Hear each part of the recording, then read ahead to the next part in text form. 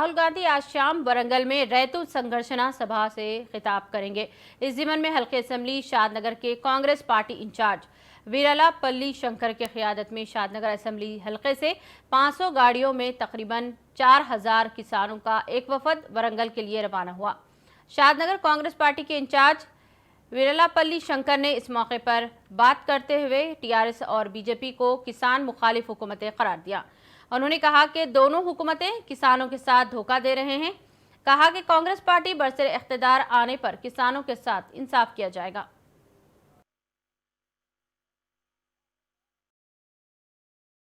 ఈ ప్రభుత్వం చేపడుతున్న రైతు వ్యతిరేక విధానాలకు కాంగ్రెస్ పార్టీ పరిపరి విధానాల్లో కూడా పోరాటాలు చేస్తూ ఉన్నారు, ధర్నాలు చేస్తూ ఉన్నారు, నిరసనలు చేస్తూ ఉన్నారు।